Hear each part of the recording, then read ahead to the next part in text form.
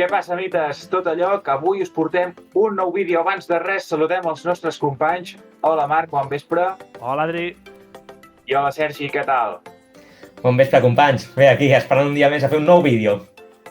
Avui, un nou dilluns, i és un dilluns especial. No podem donar l'esquena a la realitat, el que ha estat un dels esdeveniments del cap de setmana. Avui portem Fórmula 1. Què?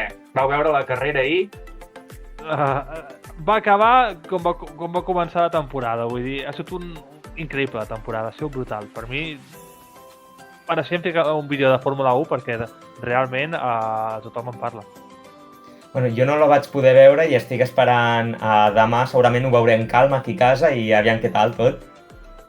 Déu-n'hi-do el campionat que ens han regalat aquests dos. Hamilton també va ser protagonista del campionat de Fórmula 1 de l'any 2008. Van arribar jugant-se el títol mundial amb Felipe Massa fins a l'última carrera. En aquella ocasió va ser el Gran Premi de Brasil, va ser un 2 de novembre i el pilot anglès arribava amb 7 punts d'avantatge sobre Massa.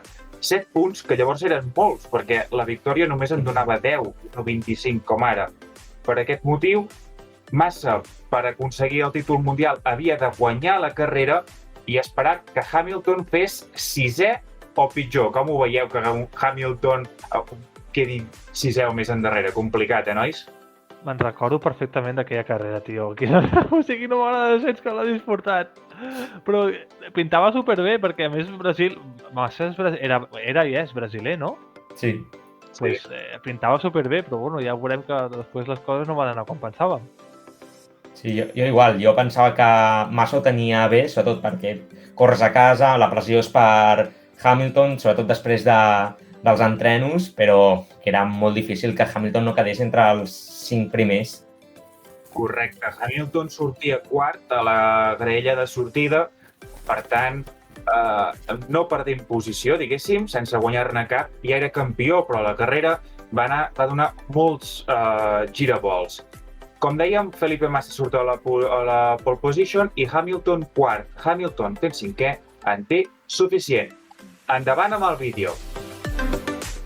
Anem a veure les últimes voltes. Començava a ploure el Gran Premi de São Paulo, el Gran Premi de Brasil. Hamilton, que entrava a canviar rodes, en aquell moment era cinquè, s'estava jugant la cinquena posició amb Sebastian Vettel, que llavors pilotava un Toro Rosso. Per tant, de moment seria campió, però si perd la posició en aquestes últimes 5 voltes amb Sebastian Vettel, Felipe Massa s'emportaria el títol mundial, ja que en aquests moments era primer. Només 5 voltes per endavant, nois.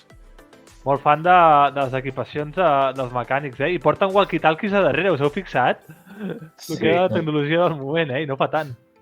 I pit stops de 5 segons, Avui en dia, pràcticament, és impensable. Fas 5.5 i es considera una errada, Et fan fora, realment. Els dos pilots, tant Hamilton com Massa, han calçat ja els pneumàtics de pluja.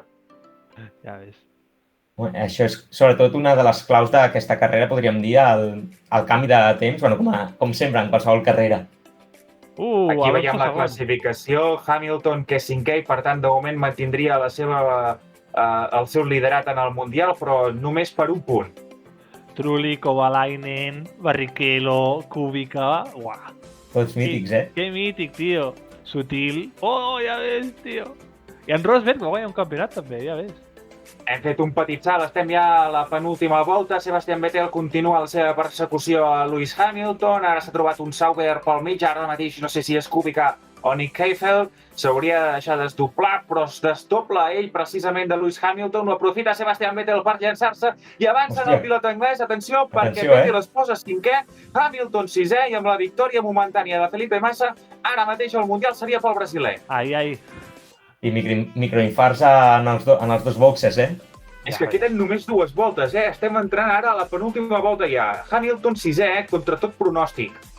Ja ves, jo aquí estava hiperfeliç, tio. Pensava, ho aconseguirà. Amb lo xungo que és, ho aconseguirà. És que mira ara, com empat a punts. Mira que ajustat, estarien empatats ara mateix. Quimi tercer, tio. I atenció perquè és última volta, ja. Última volta.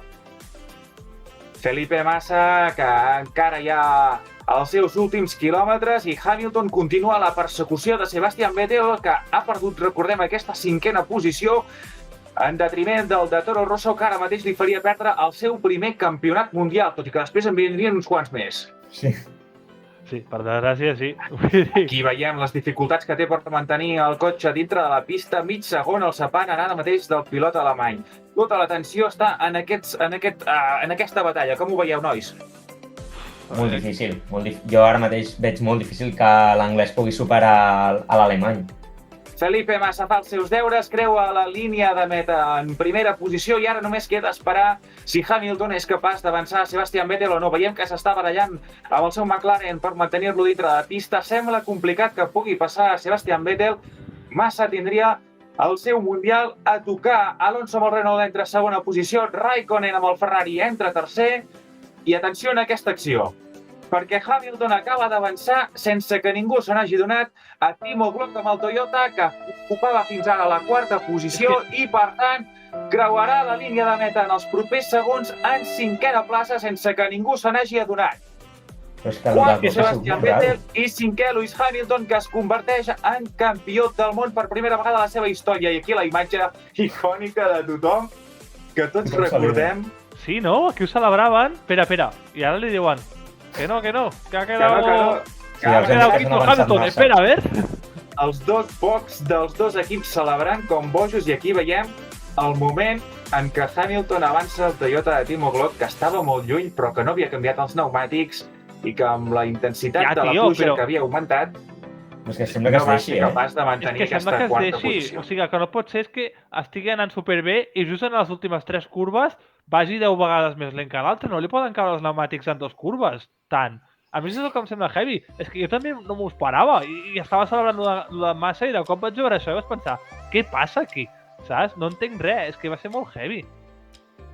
Aquí la decepció del brasiler és que molts dels que anàvem en aquella època, en aquell any amb els Ferrari, Sí. va ser un cop dur, perquè la veritat és que t'ho veies guanyat, perquè amb lo difícil que era guanyar en Hamilton, tot i que fos només la seva segona temporada a la Fórmula 1, que havies d'aconseguir pràcticament una matxada, que havies de guanyar a casa, però que Hamilton no quedés entre els 5 primers i ho tenies a tocar. És que t'has quedat a tres curves, només 3 revolts del Mundial. Sí. Però què és això? I per una cosa que no depèn ni de tu ni de Hamilton, realment, saps? Vull dir, és que a mi em fa molta ràbia, em va fer molta ràbia en el seu moment.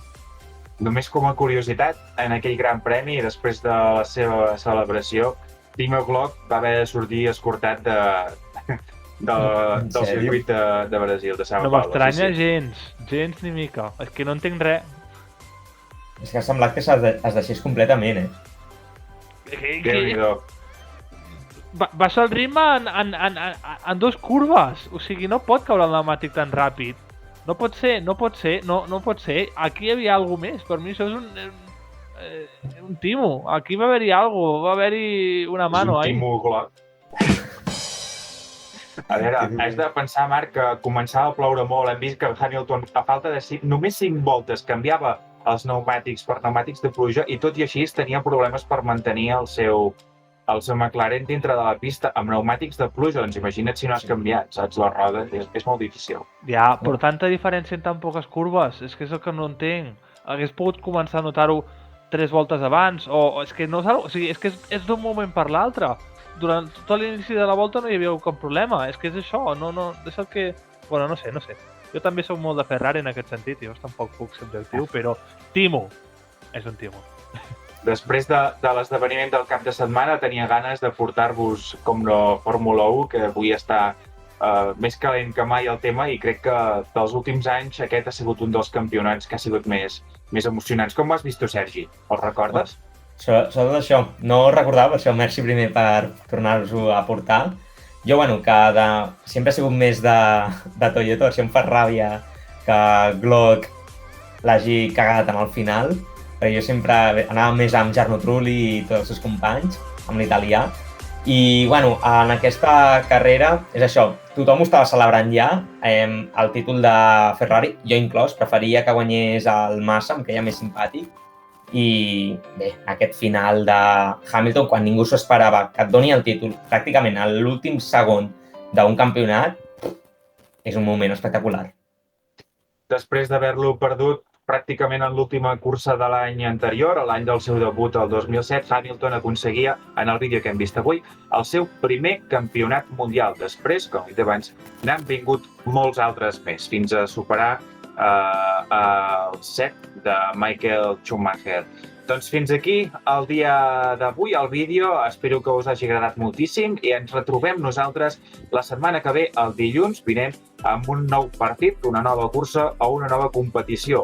Us ho deixem per sorpresa per la setmana que ve. Si us ha agradat, recordeu donar like, subscriure-vos al canal de Mítics i, com diem sempre en el nostre canal, bon dia, bona tarda i bona nit i ens veiem al proper partit. Adéu, adéu!